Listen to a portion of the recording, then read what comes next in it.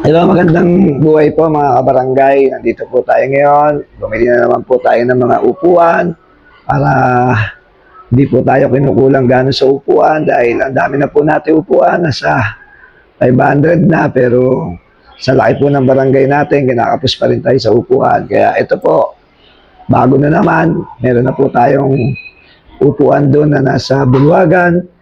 Kaya ngayon, bumili na naman tayo para ang gamit nyo po. O, ayan.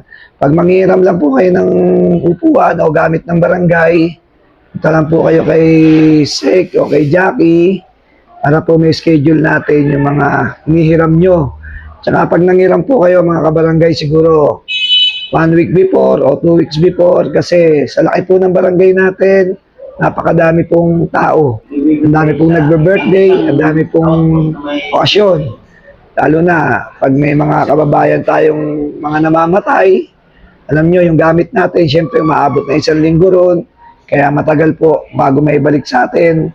Kaya yung mga nagbe-birthday po, agaan nyo na po manghiram para po hindi po kayo nawawalan ng upuan kasi tinatabi po natin yan kapag manghiram kayo dahil may schedule po kayo. Kaya sana po lagi nyo tatandaan, pag naghihiram, huwag agad-agad kasi hindi po namin maibigay kung may naka-schedule. Tama po ba?